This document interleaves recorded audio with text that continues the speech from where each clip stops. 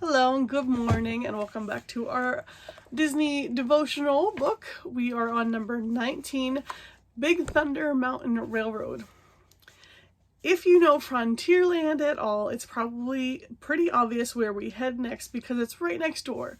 We're going to ride Big Thunder Mountain Railroad. This is one of the famous 3 mountains in the Magic Kingdom along with Splash and Space. We'll get to Space later. For now, let's ride what is a favorite of many first-timers and veterans alike. While it is not my favorite, I definitely enjoy it and try to ride it each time I visit. Thunder Mountain, as many call it to make it a little easier, is an extremely fun and creative roller coaster type thrill ride. It is pretty fast moving, especially for those riding in the back. It opened in 1980 after the first of its kind opened in Disneyland in 1979. One neat fact is that the sound of the ride was recorded and used in the second Indiana Jones movie, Indiana Jones and the Temple of Doom, during the minecart chase sequence. This actually took place over 10 years before Disney acquired the rights to the Indiana Jones franchise. It's also interesting that the same man who recorded the famous saying, "Hang on to your hats and glasses," that you hear right before you take off, also recorded the voice for Benjamin Franklin at the American Adventure in Epcot. There have been a couple of notable and unfortunate incidents on this ride. In 1998, a 5-year-old boy at the Disneyland version was seriously injured when his foot became wedged right before the train pulled in to unload its passengers. Oh my gosh, he lost all the toes on his left foot to amputation at the hospital. In 2003, a 22-year-old man died and 10 others were injured when the locomotive in front became airborne after derailing and landed on the first passenger car. While I've never gotten to it, I hear it's also a lot of fun to ride this at night as the fireworks from the nighttime show are going off. In 2012, it had a lengthy rehab which included a new interactive queue line. It also includes several famous hidden Mickeys and even a hidden Tinkerbell. The ride lasts about 3 minutes, which is pretty long for a roller coaster. The Walt Disney World version is 25% larger in size to the Disneyland version.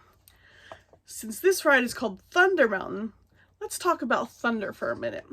Can you think of a time when thunder was in the Bible? There are several. Thunder is mentioned in Exodus, Revelation, and 1 Samuel, among others. You could also make the case for thunder during some of the storms of the Bible, such as during Noah's Ark, Jesus walking on the water, or Jonah. However, I want to talk about another thunder story that's maybe not quite as familiar to you. In John chapter 12, verses 20 through 36, Jesus talks to God in heaven in front of the people. Jesus predicts his own death, admits he is troubled by it, and asks that God's name be glorified because of it. God then speaks from heaven and says, "I have glorified it and will glorify it again." The people hear the voice of God, but most think it was an angel speaking or just thunder. They think God's voice was simply a rumble of thunder. Jesus immediately tells them that God's voice was for his benefit and not theirs. I don't think that the people there that day realized what they heard. They just thought it was thunder, a simple storm, a low rumble you might hear if you saw some dark clouds on the horizon. But they got to hear the voice of God, and it sounded like thunder to them. Have you ever heard the voice of God? Maybe when we hear thunder, that is God reminding us of his power. Maybe when we hear a bird chirping, that is God reminding us of his creation. Maybe the sound of the wind is God showing his presence all around us. In John 10:27, Jesus says that his sheep know his voice. We are those sheep and we should know when he speaks to us, whether it be through his word, through others, or even through a storm we hear in the distance. God speaks to all of us in one way or another. He tells us what we need to know to follow him and to be with him one day.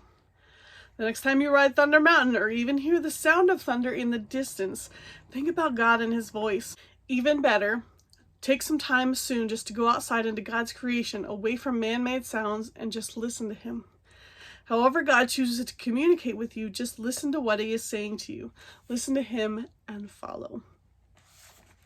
Thank you for joining me today, and I'll see you next time for Tom Sawyer Island. Okay, bye.